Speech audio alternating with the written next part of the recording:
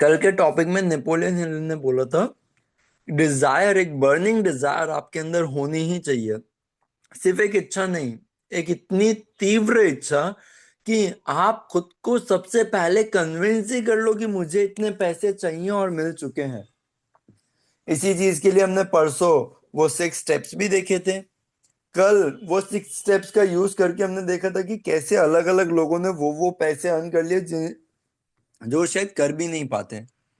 और फिर लास्ट के अंदर ये पोयम देखी थी कि जिंदगी सिर्फ उन्हीं लोगों को उतना ही देती है जितना लोग मांगते हैं जिंदगी से। तो अब इसी के अंदर नीरज का एक क्वेश्चन आता है कि सर, अपने इमोशंस को कंस्ट्रक्टिव वे में कैसे यूज किया जाए। हम लोग पता है day in day out use करते हैं। मैं आपको बताता हूँ, दो तरीके के लोग होते हैं। एक जिसको गुस्सा आता है तो सामने वाले से ही लड़ लेते हैं। एक जिसको गुस्सा आता है, सामने जब कुछ बोल नहीं पाता पीछे से आता है और बहुत मेहनत करता है, बहुत मेहनत, राइट, और अपने सारे पेंडिंग काम जो है ना वो कंप्लीट कर लेता है। दोनों तरीके के लोग जो है ना, दोनों को ही गुस्सा आया था, लेकिन एक ने क्या किया, वापस से वो चीज की जिसका कुछ आउटपुट नहीं था। सामने वाले से आप लड़ लोगे, आपको गुस्सा आया है, सामने वाला भी गुस्से में है, आप उससे लड़ाई कर लोगे, सही बात है। बट आउटपुट क्या आएगा उससे? आपकी एनर्जी का लॉस हुआ। सामने लड़ाई हो रही होगी तो दो चीजें आप कड़वे बोलोगे, तब आपको बोलते हुए अच्छा नहीं लग रहा। सामने दो चीजें वो कड़वे बोलेंगे, आपको सुनने में नहीं अच्छी लगेंगी। लॉस ही लॉस है।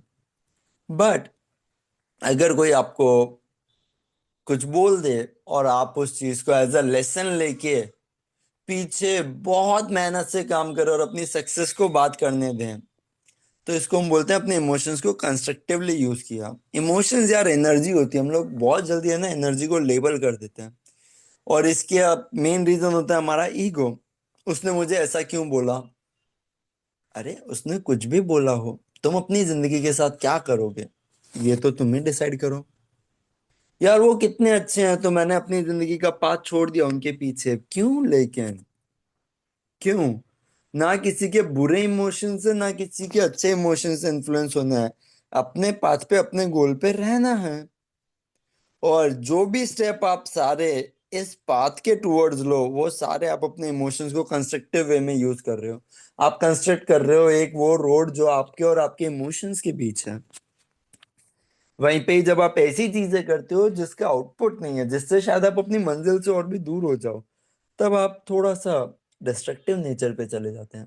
तब आप अपने इमोशंस को, अपनी एनर्जी को उस डायरेक्शन में नहीं यूज कर रहे हैं जहां से आपको आगे जाके और ग्रोथ मिले और ज्यादा पॉजिटिविटी मिले। तो ये डिस्ट्रक्टिव एनर्जी हो जाती है। बहुत ही अमेजिंग क्वेश्चन वापस से एक और, कि सर कंसेप्ट समझ आ गया, बट जब वो मोमेंट आता है ना तब ये कंसेप्ट घास चढ़ने चला जाता है और हम एक्शंस जो होते हैं वो डिफरेंट ले लेते हैं, राइट? शायद यही होता होगा नीरज। बिल्कुल। बिल्कुल सही कहा आपने। ये आपके साथ नहीं, सबके साथ होता है। तो क्या करना है, राइट? सबसे पहली चीज देखो, अगर आप अ, इतना सा एग्जाम्पल समझो कि अगर आप एक 5 साल के बच्चे हो और अगर आप सुमो रेसलर से आपकी लड़ाई, आपके इमोशंस आपको लगते हैं बहुत हावी है आपके ऊपर, हेवी है, तो वो काइंड ऑफ सुमो रेसलर हो गए। आप 5 साल के बच्चे हो, राइट? आपके लिए आपके इमोशंस बहुत बड़े हो जाते हैं और जैसे ही वो रेसलर सामने आते हैं तो आप हार ही जाते हो, राइट? बस ही नहीं चलता। तो आपको सबसे पहली चीज क्या करनी है, आप सुमो रेसलर से सीधा मैच में नहीं जीत सकते हो, तो सबसे पहले अकेले में प्रैक्टिस करना सीखो। सुमो रेसलर का वेट 500 केजी है ना, आप सबसे पहले 5 केजी से, 10 केजी से, 15 केजी से थोड़ी सी वेट्स उठाना सीखो। क्यों? क्योंकि step by step strength buildup होती है, और अगर आपने अकेले में बहुत प्रैक्टिस की होगी ना तो एक दिन सुमो रेसलर को भी उस इमोशन के अंदर उठा के फेंक पाओगे।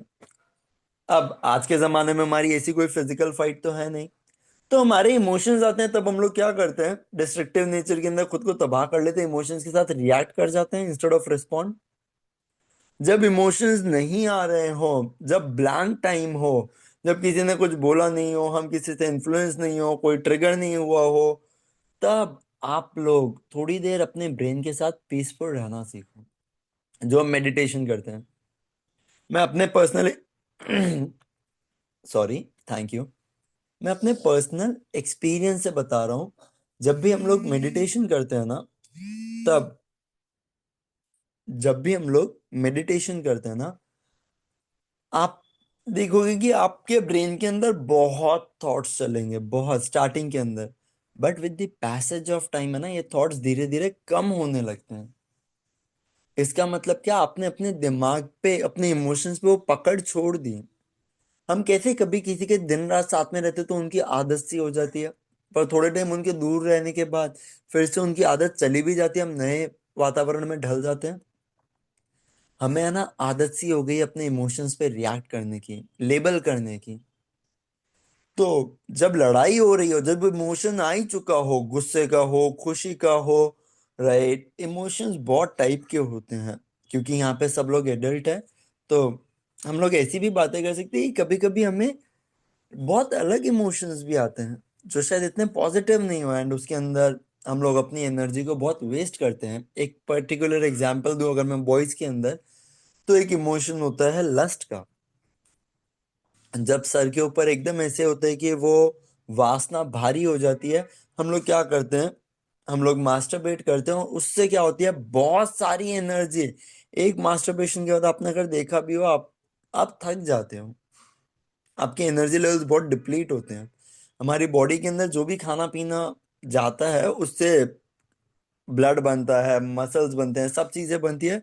स्पर्म सबसे लास्ट में बनता है। That is the most precious refined thing. But हम वो इमोशन के अंदर आके क्या कर देते हैं, वे instantly end up. And psychological study है कि out of every 5 men, 4 of them have regret after masturbation. 5 में से 4 लोगों को हस्तमैथुन करने के बाद अफसोस होता है कि शिट यार, क्यों किया। लेकिन जब वो इमोशन बहुत प्रबल होता है, तब रुका भी नहीं जाता है। तो छोटी सी चीज जो बहुत जरूरी है, और यही सारे योगा का या सारे सेल्फ डेवलपमेंट पाथ का एक मूल सिद्धांत है, कि अपने मन से भी अटैच मत हो। ये आपका ईगो जो होता है, आइडेंटिटी जो होती है, जो माइंड क्रिएट करता है, इससे भी हम लोग अटैच हो जाते हैं। थोड़ा टाइम खुद को दो कि आप शांत बैठ पाओ, अपने इमोशंस को, अपनी बॉडी को, अपने माइंड को, तीनों से परे हो के आप बोलो कि कुछ भी हो जाए, मैं यार इतनी देर बैठूंगा, मतलब बैठूंगा। राइट, मेरा ये मेडिटेशन टाइम है, मतलब मेरा ये मेडिटेशन टाइम है। तो थोड़े टाइम में जब आप रिएक्ट करना छोड़ देते हो, जब आप रिस्पॉन्ड करना छोड़ देते हो, आपके इमोशंस भी आपके ऊपर अपनी ग्रिप छोड़ देते हैं। वो बोलते हैं यार फर्क नहीं पड़ रहा, छोड़ना। तो सीधा शायद आपकी जो प्रॉब्लम है वो डायरेक्टली अगर आप सॉल्व करने चाहोगे, आप जितना गुस्से को कंट्रोल करोगे ना, साइकोलॉजी के अंदर एक कंसेप्ट होता है सप्रेस्ड इमोशंस। अगर आप उसको सिर्फ कंट्रोल करते गए, सप्रेस करते गए, तो वो लास्ट के अंदर एक दिन बहुत ब्लास्ट होके निकलता है। वो एकदम भी हेल्दी अप्रोच नहीं है। उसको ऑब्जर्व करो, और फिर थोड़े टाइम में पता है, जैसे जैसे ऑब्जर्वेशन आने लग जाएगा ना, जब आप अटैच नहीं होगे ना, राइट, तब थोड़े ही टाइम में आप देखोगे कि आप उस एनर्जी को कंस्ट्रक्टिवली यूज कर पाओगे।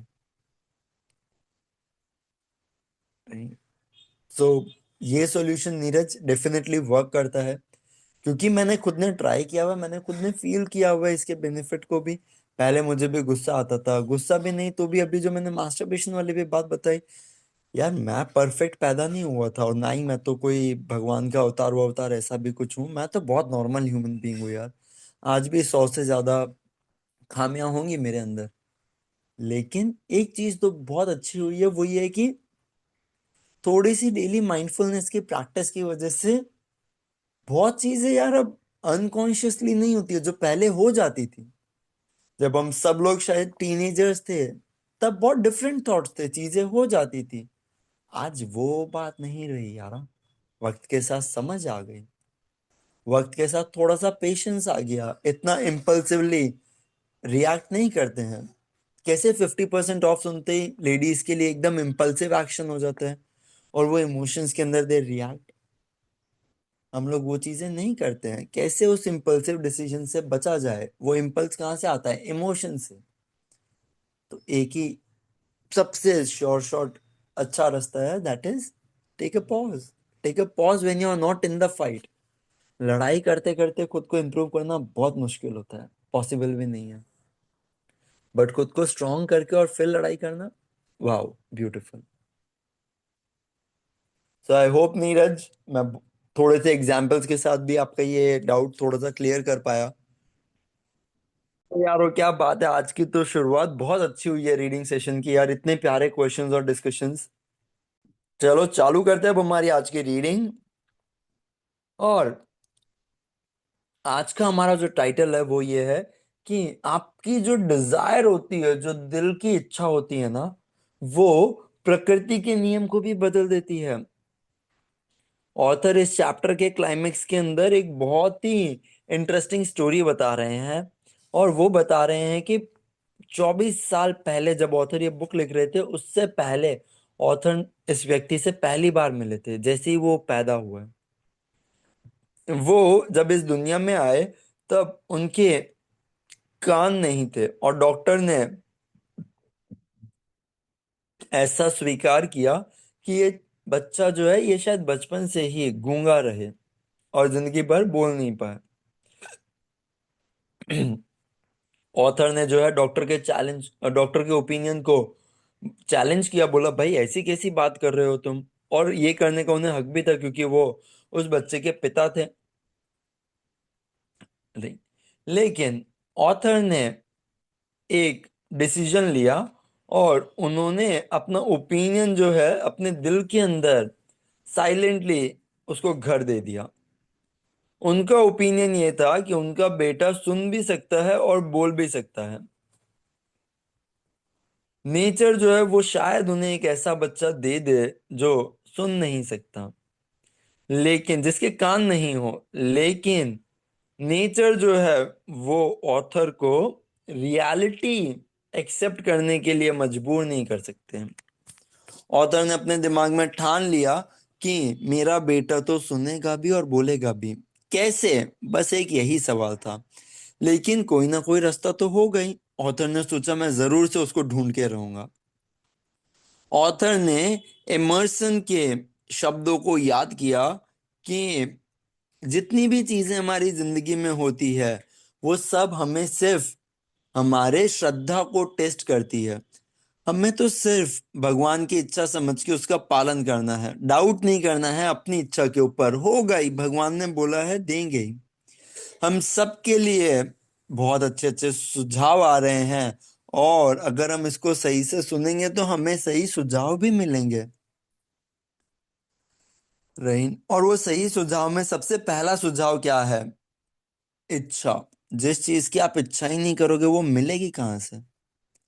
इच्छा बहुत जरूरी है। और इसी इच्छा के लिए ऑथर ने डिसाइड किया कि उनका बेटा जो है वो गूंगा और बहरा नहीं होगा। ऑथर एक भी मिनट के लिए इस इच्छा से पीछे नहीं हटे। बहुत साल पहले उन्होंने ऐसे लिखा था कि हमारी वही लिमिटेशंस होती हैं, वही हमारी बंदिशें होती हैं जो हम अपने मन में बना लेते हैं। पहली बार ऑथर को मौका मिला था ये देखने के लिए कि क्या ये स्टेटमेंट सच है या नहीं है। अपने बेड के सामने ऑथर जब बैठे थे अपने नवजात शिशु के साथ, न्यू बॉर्न बेबी के साथ, रहे, तब उनके पास कोई भी नेचुरल इक्विपमेंट नहीं था सुनने के लिए। राइट, भले ही वो बोल सुन सकते हैं, वो जिंदगी भर के लिए कुछ तो खामी उनमें रह ही जाएगी। हाँ जरूर से ये एक खामी है, लेकिन ये अगर आपके दिमाग में नहीं हो, बच्चों के दिमाग में नहीं हो, तो प्रॉब्लम ही नहीं आएगी। लेकिन ऑथर ने सोचा मैं इसके लिए क्या कर सकता हूँ? मुझे कोई ना कोई दिमाग तो लगाना ही होगा, ताकि मैं अपने बच्चे के दिमाग के अंदर भी ये ट्रांसप्लांट कर पाऊं कि तुम सुन सकते हो और तुम बोल सकते हो बिना उसके सुने और बोले। जैसे ही बच्चा थोड़ा सा बड़ा हो गया था कोऑपरेट करने के अंदर, तब ऑथर उनके दिमाग को भरते रहे कि तुम सुन सकते हो, और प्रकृति जो है वो तुम्हें कोई ना कोई ऐसी चीज जरूर देगी जिससे कि तुम फिजिकल रियलिटी में सुन सकते हो। ये सारी चीजें ऑथर के दिमाग के अंदर चल रही थी, उन्होंने किसी से भी बात नहीं की। हर रोज वो अपनी प्रतिज्ञा को बार बार दोहराते रहे जो उन्होंने खुद से की थी, कि मैं एक गूंगा बेटा नहीं अपनाऊंगा। जैसे जैसे वो बड़े हुए और उन्होंने चीजें अपने आसपास नोटिस की, तब उन्होंने देखा कि बच्चे को थोड़ा बहुत सुनाई देने लगता है। जब तक बच्चा उस उम्र तक पहुंचा जब वो बात करने लग जाए, उसने बात करने के कोई संकेत नहीं दिए, लेकिन उसके एक्शन से पता चल रहा था कि उसको आवाज थोड़ी सी सुनाई देती है। बस ऑथर को इतना ही जानना था। अब उन्हें भरोसा आ गया कि अगर ये सुन भी सकता है थोड़ा सा भी, तो थोड़ा सा और ज्यादा सुन सकता है। उसके बाद कुछ ऐसा हुआ जिसने डॉक्टर को बहुत ज्यादा उम्मीद दे दी। और ये एकदम ही विचित्र तरीके से, जहां से उम्मीद भी नहीं थी वहां से आया। ऑथर ने एक विक्ट्रोला बाई की थी। जब बच्चे ने पहली बार वो म्यूजिक सुना, वो बहुत आनंद में चला गया। और बच्चे ने बहुत ही जल्दी प्रेफरेंस दिखाने लगा कि ये गाना मुझे पसंद है, ये गाना नहीं पसंद है। एक बार तो उसने एक ही गाने को बार बार चलाया, विक्ट्रोला के सामने खड़ा होके, और अपने दांतों को चिपका के रखे। लेकिन इस हैबिट से ये नहीं पता चला कि वो करना क्या चाहते हैं। सालों बाद डॉक्टर को पता चला, डॉक्टर को नहीं, ऑथर को पता चला बोन कंडक्शन के बारे में, क्योंकि उससे पहले सुना ही नहीं था। थोड़े ही टाइम के बाद, विक्ट्रोला के बाद, उन्होंने ऑथर ने देखा कि उनका बच्चा उनको अच्छे से सुन पा रहा है। जब भी ऑथर के लिप्स जो हैं वो उनके mastoid bone, base of the brain के अंदर जाते हैं। ये डिस्कवरी ने ऑथर को वो नेसेसरी मीडियम दे दिया जिससे वो रियलिटी को, रही, अपनी बर्निंग डिजायर को रियलिटी में कन्वर्ट कर पाए और अपने बेटे को सुनने और बोलने में मदद कर पाए। जब ये बात थी तब ऑथर का बेटा जो है वो बोलने के अंदर थोड़ा सा कोशिश कर रहा था, हकला रहा था। और जो परिस्थिति थी वो देख के तो ऐसे लग रहा था कि कुछ भी होगा नहीं। लेकिन जब कोई इच्छा पूरी श्रद्धा के साथ अपना ली जाए मन के अंदर, तो इम्पॉसिबल जैसा कोई वर्ड ही नहीं होता है। क्योंकि ऑथर ने ठान ही ली थी कि वो सुन सकता है आवाज, और मेरी आवाज तो सुन ही रहा है। ऑथर ने इंस्टेंटली अपने बच्चे के दिमाग के अंदर वो डिजायर डालनी चालू की कि तुम सुन सकते हो, तुम बोल सकते हो। ऑथर को पता चला कि बच्चों को है ना बेड टाइम की कहानियां, सोते टाइम की लोरियां बहुत पसंद होती है। तो वो काम पे गए और स्टोरी सुनाने लगे बच्चों को इमेजिनेशन के अंदर। और इमेजिनेशन के अंदर उन्होंने उसको ऐसे बताया जैसे सुनने की इच्छा बहुत ज्यादा है उसके अंदर, और वो एकदम नॉर्मल है। एक स्टोरी खास थी, उसके अंदर ऑथर ने न्यू और ड्रामेटिक कलर ऐड किए थे जितनी बार वो कहानी बोली। और वो ऐसी डिजाइन की गई थी कि वो बच्चे के दिमाग के अंदर डाल दे कि वो एक बोझ नहीं है, रेदर वो एक बहुत ही बड़ा एसेट है जिसकी बहुत कीमत है। राइट। भले ही ये सारी फिलोसॉफी जो है ऑथर ने एकदम अच्छे से इसकी जांच परख कर ली थी, लेकिन ऑथर को याद था कि हर एक मुसीबत अपने साथ एक बहुत बड़ा एडवांटेज लेके आती है। ऑथर को थोड़ा सा भी आइडिया नहीं था कि कैसे ये जो चीज है ये होगी, कैसे मेरा बेटा इस गलती से जो हुई है उसके साथ उसको अपनी एडवांटेज में कन्वर्ट करेगा। लेकिन ऑथर ने अपनी बेड टाइम स्टोरी की फिलोसॉफी को चालू रखा। सोचा कि एक दिन तो कुछ ना कुछ होगा जिससे कि ऑथर का बेटा भी सुन पाए, बोल पाए। अगर रीजन देखोगे, लॉजिक देखोगे, तो कोई भी ऐसा रास्ता नहीं दिख रहा था कि ऑथर का बेटा बोल पाएगा, लेकिन ऑथर ने भरोसा रखा और उसी भरोसे ने उनको हिम्मत दी कि और आगे बढ़े। जैसे जैसे वो अपना एक्सपीरियंस एनालाइज करते गए पास्ट में जाके, आज वो देख सकते हैं कि उनके बेटे का जो भरोसा था ऑथर के ऊपर, राइट, उसकी बहुत ज्यादा इम्पोर्टेंस थी जो रिजल्ट्स मिले उनके। ऑथर के बेटे ने कुछ भी क्वेश्चन नहीं किया जो भी ऑथर ने बोला। ऑथर ने उन्हें ये आइडिया बेच ही दिया था कि उनके पास एक बहुत बड़ा एडवांटेज है और उनका एडवांटेज बहुत जल्दी उनके सामने बहुत तरीकों से आएगा। जैसे कि टीचर स्कूल के अंदर देख रही थी कि बच्चे के कान नहीं थे और इसकी वजह से वो उन्हें स्पेशल एडवांटेज देती थी, ज्यादा काइंडनेस मिलती थी, और ये हमेशा होता था। उनकी मम्मी ने ये चीज देखी और टीचर्स को जाके अरेंज किया कि वो बच्चे के ऊपर एक्स्ट्रा अटेंशन दे। ऑथर ने उन्हें ये भी बताया कि जब वो बड़े हो जाएंगे न्यूज़पेपर सेल करने के लिए, राइट, क्योंकि ऑथर के बड़े बेटे ऑलरेडी एक बहुत बड़े न्यूज़पेपर मर्चेंट थे, ये उस जमाने की बात है 1950s की, तब उनके पास बहुत बड़ा एडवांटेज होगा अपने भाई के कंपैरिजन में, क्योंकि लोग ऑथर के इस बेटे को एक्स्ट्रा मनी पे करेंगे, क्योंकि वो देख सकते हैं कि ये बहुत मेहनती लड़का है भले ही इसके पास कान नहीं है। और ऑथर बोल रहे धीरे धीरे वो नोटिस करने लगे कि बच्चे की जो सुनने समझने की क्षमता है वो इम्प्रूव होने लगी, रही। और इसके अंदर थोड़ी सी भी ये आदत नहीं थी कि वो खुद से ही घबरा जाए, इस चीज को लेके नर्वस हो जाए। जब वो 7 साल का था तब पहली बार उसने सबूत दिया कि उसके दिमाग को जो सजेशन जा रहे हैं उनका फल आ रहा है। बहुत महीनों तक ऑथर के इन बेटे ने उनसे रिक्वेस्ट की कि मुझे पेपर बेचने दिया जाए, लेकिन उनकी मम्मी कभी नहीं मानी। उन्हें डर था कि अगर इसके बहरेपन ने इसको किसी खतरे में डाल दिया तो, अकेले सड़कों पे जाएगा तो। लेकिन फाइनली जो होना है वो तो होके ही रहता है। लड़के ने एक दिन भाग दौड़ ले ली अपने हाथ में और एक भरी दोपहरी को, राइट, निकल गया घर से कुछ सेवकों के साथ। किचन की खिड़की से चढ़ा, ग्राउंड से निकला और निकल पड़ा अपनी सफर के ऊपर।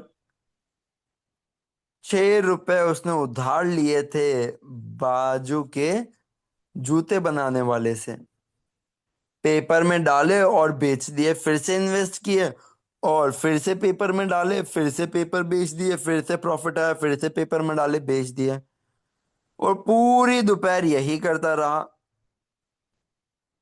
जब उसने हिसाब मिलाया और वापस से वो 6 रुपए दे दिए बैंकर को, उस जूते सीलने वाले को, तब उन्होंने देखा कि उन्होंने तो 42 रुपए का प्रॉफिट कर लिया है। जब वो रात को घर आए तब देखा कि वो तो बिस्तर में सो रहे हैं और उनकी मुट्ठी के अंदर पैसे जो हैं टाइटली दबे हुए हैं। ऑथर ये देख के बहुत आश्चर्यचकित हुए। उनकी मम्मी ने उनके हाथ खोले, सिक्के हटाए और रोने लगी, क्योंकि उनके बेटे की ये पहली जीत थी, रही। और ऑथर इसी चीज पे हंसने लगे, क्योंकि ऑथर को पता था कि उन्होंने अपने बच्चे के दिमाग में एक ऐसा एटीट्यूड डाला है, राइट, जो उसे डेफिनेटली सक्सेसफुल बनाएगा। उनकी मम्मी को ऐसे दिख रहा था कि इस बच्चे के पहले बिजनेस के अंदर ही बेचारा एक छोटा सा गूंगा बच्चा सड़कों पे जा रहा है और अपनी जान खतरे में डाल रहा है पैसे कमाने के लिए। लेकिन ऑथर को दिख रहा था एक बहुत हिम्मतवर और एम्बिशियस आदमी जो आत्मनिर्भर है, वो जा रहा है अपना खुद का भविष्य बनाने, क्योंकि वो बिजनेस खुद से करने गया, किसी ने फोर्स नहीं किया था, और जीत के भी आया। ये जो छोटी सी घटना थी इसने ऑथर को तो बहुत खुश किया, क्योंकि ये सबूत था कि ऑथर का जो बेटा है वो आगे जाके बहुत तरक्की करने वाला है। और आने वाले वक्त में ऐसा ही हुआ। जब भी बड़े भाई को कुछ चाहिए होता था, वो फ्लोर पे लेट जाता, टांगे पटकने लगता, रोने लगता और फिर उसको मिल जाता। लेकिन छोटे वाले को जब भी कुछ चाहिए होता, वो कोई ना कोई प्लान बनाता, पैसे कमाता और फिर खुद ही खरीद लेता। और सही में ऑथर के इस बेटे ने बताया कि जो भी हमें लगता है कि हम लोग तो अपाहिज हैं, ये सब हमारे मन के अंदर ही होता है। इन्हीं चीजों को आप अपनी स्टेपिंग स्टोन, सीढ़ियां बना सकते हैं और किसी ऐसे लक्ष्य की तरफ जा सकते हैं जहां पे आपको सही में ऐसे लगे कि हाँ, मेरी जिंदगी बहुत हसीन है। ये छोटा सा लड़का जब अपनी स्कूल से, कॉलेज से आगे बढ़ने लगा, जबकि सुन भी नहीं पा रहा था अपनी टीचर को, लेकिन इसको पता था कि ये जो है आगे बहुत कमाल करेगा। ऑथर ने कभी भी अपने बच्चे को साइन लैंग्वेज नहीं सीखने दी, क्योंकि उन्हें पता था और वो ठान के ही बैठे थे कि ये नॉर्मल जिंदगी ही जिएगा, नॉर्मल बच्चों के साथ ही रहेगा, और वो इस डिसीजन पे अड़िग रहे। ऑल दो इसकी वजह से स्कूल वालों के साथ बहुत डिबेट हो गई। जब वो स्कूल के अंदर थे, तब उन्होंने एक इलेक्ट्रिक हियरिंग एड, कान की मशीन भी लगाई, लेकिन इससे कोई खास फर्क नहीं पड़ा। क्यों? तो जब वो 6 साल के थे, डॉक्टर गॉर्डन विल्सन शिकागो के जो थे, उन्होंने बच्चे के दिमाग के एक साइड पे ऑपरेशन किया और ये पाया कि वहां पे नेचुरली सुनने की कोई क्षमता ही नहीं है। लेकिन जब वो बच्चा कॉलेज के आखिरी हफ्ता में था, 18 साल का हो गया था उस ऑपरेशन के बाद, तब कुछ बहुत अमेजिंग हुआ। शायद जो हमें लगे सिर्फ तुक्का है, लेकिन वो तुक्का बहुत काम का था। ऑथर के हाथ में एक और ऐसी इलेक्ट्रिक हियरिंग डिवाइस आई जो सिर्फ इनको भेजी गई थी ट्रायल के लिए। ऑथर के लड़के जो थे वो इसे यूज करने में थोड़े से झिझक रहे थे, क्योंकि उन्हें पता था पहले भी ऐसी डिवाइस ली थी और काम नहीं की। लेकिन फाइनली फिर उन्होंने सोचा एक बार चेक तो कर लें। थोड़ा सा उन्होंने डिवाइस उठाया, रखा अपने सर के ऊपर, बैटरी लगाई और ढिंचाक, सदियों की उनकी इच्छा जैसे आज हकीकत में बदल गई हो। सालों बाद पहली बार जिंदगी के अंदर वो बच्चा सुन पा रहा था जैसे आम लोग सुन पाते हैं। पता नहीं भगवान कैसे काम करता है, किन रहस्यमय चीजों से काम करता है, उसकी लीला अपरंपार है। इतने खुश हो गए थे क्योंकि आज की दुनिया जो बदल रही है, इस बदलती दुनिया ने एक ऐसी डिवाइस ऑथर के बच्चे के हाथ में दे दी जिससे कि वो सुन सकता है। वो फटाफट भागा टेलीफोन की उधर, अपनी मम्मी को फोन किया, उनकी आवाज अच्छे से सुनी। अगले दिन वापस से उन्होंने अपने सारे प्रोफेसर्स की आवाज क्लास में सुनी, पहली बार जिंदगी में। इससे पहले वो उन्हें सुन सकते थे जब वो या तो चिल्लाते या बहुत पास में आके बात करते। उन्होंने रेडियो सुना, उन्होंने लोगों को बात करते सुना, उन्होंने सारी चीजें देखी। पहली बार जिंदगी के अंदर वो लोगों से बातचीत कर पाए फ्रीली। ना उन्हें जोर से बोलने की जरूरत पड़ी, ना लोगों को। और सही में उनके लिए दुनिया बदल चुकी थी। राइट, क्योंकि ऑथर नेचर की इस गलती को मानने से ना कर दिया और उनकी इतनी तीव्र इच्छा थी, राइट, कि नेचर ने ही करेक्ट की उनकी ये गलती। उन्होंने एक ऐसी डिवाइस बनवा दी। डिजायर, इच्छा जो होती है, राइट, तीव्र इच्छा, राइट, उसको हमेशा थोड़ा सा वक्त लगता है, लेकिन धीरे धीरे वो जरूर से आ ही जाती है। ऑथर कह रहे हैं उनकी भी जीत के आसार तो दिखने लगे, लेकिन अभी तक जीत पक्की कहाँ पे हुई है। और बच्चे को तो अभी तक अपने इस हैंडीकैप को एक एसेट बनाना है। राइट, वो सिग्निफिकेंस ही नहीं रियलाइज कर पाए कि अभी तक तो बच्चा क्या क्या कर लेगा। लेकिन खुशी से इतने पागल थे कि उन्होंने एक लेटर लिखा मैन्युफैक्चरर को जो हियरिंग एड बना रहे थे, और उन्होंने अपना अनुभव बताया। इसी लेटर के अंदर उन्होंने कहीं पे जो लिखा नहीं था, राइट, फिर भी लिख दिया। ऐसा ही कुछ हुआ जिसकी वजह से कंपनी ने उन्हें न्यूयॉर्क बुलाया।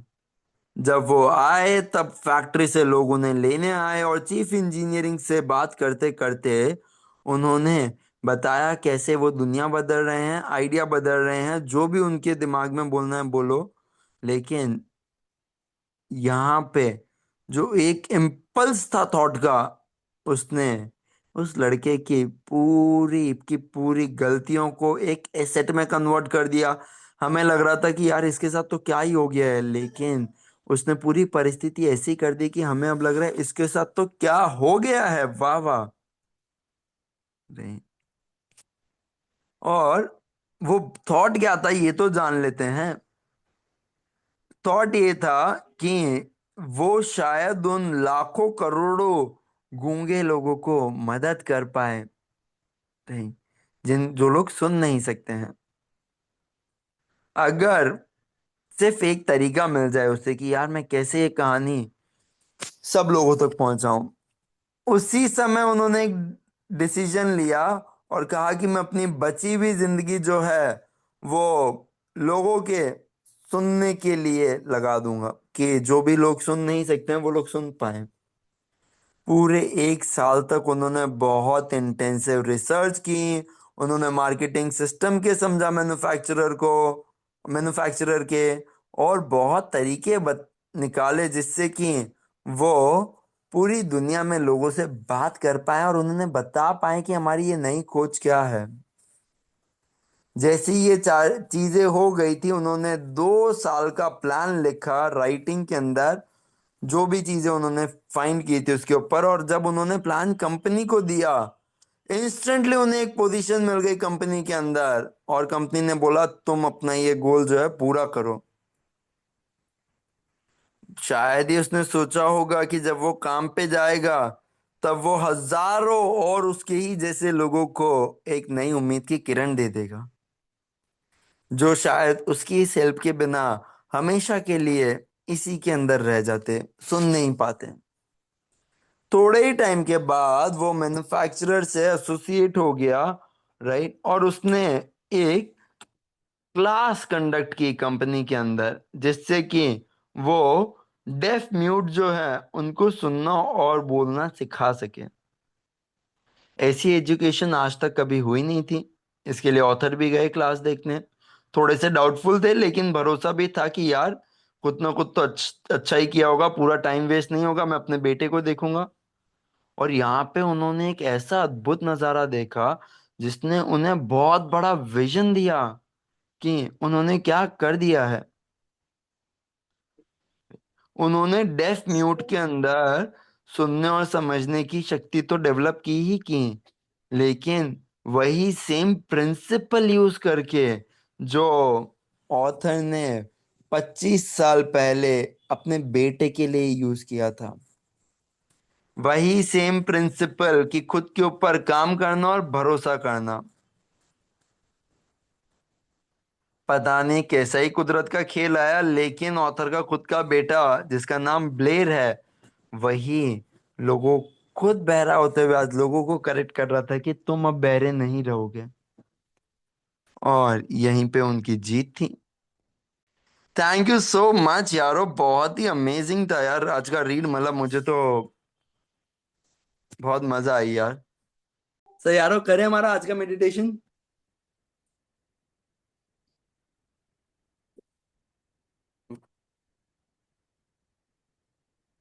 क्या बात है, सब लोग रेडी हो गए हैं ऑलमोस्ट।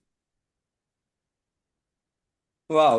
आज आते हैं हम लोग बहुत प्यारी सी शांत मुद्रा के अंदर, हमारी रिच मुद्रा। इसको हम लोग शांत नहीं, रिच मुद्रा बोलते हैं। प्यारी सी 3 गहरी सांसें लेंगे,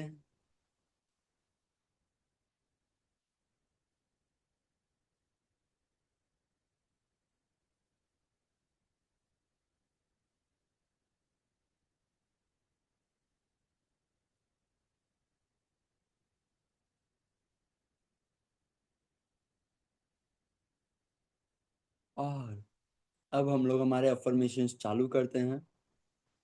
मैं बहुत अमीर हूँ। मैं बहुत अमीर हूँ। मैं बहुत अमीर हूं। मैं बहुत अमीर हूं। मैं बहुत अमीर हूं और सारे रुपए मेरे पास आ रहे हैं। मैं बहुत अमीर हूं और मेरा गोल पूरा हो रहा है। मैं बहुत अमीर हूं और मेरी डिसाइडेड अमाउंट मेरी तरफ खींचे चली आ रही है। मैं बहुत अमीर हूं। I am rich. I am rich. I am rich. I am rich. I am rich. I am rich. I am rich. I am rich. वाह। वाह।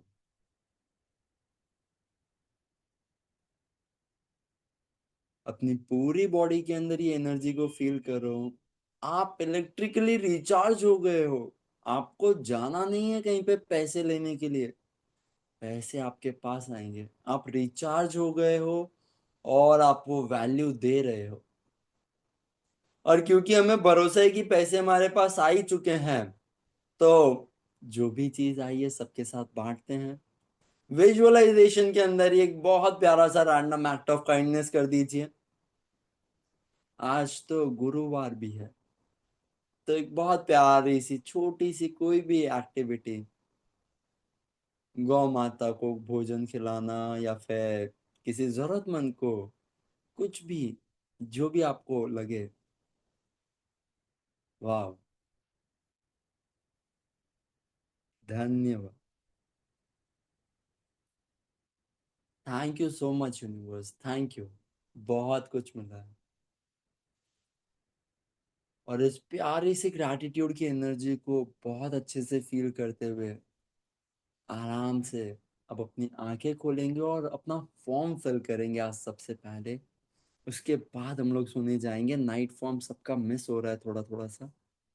तो आंखें खोलते हैं आराम से, इस रिचनेस को फील करके, और फिर खुद की जिम्मेदारी लेते हैं। इलेक्ट्रिकली रिचार्ज है बट खुद की जिम्मेदारी लेते हैं आज, और नाइट फॉर्म फिल करते हैं। एक और अच्छी रिस्पॉन्सिबिलिटी। वाह। Thank you. जय श्री कृष्ण।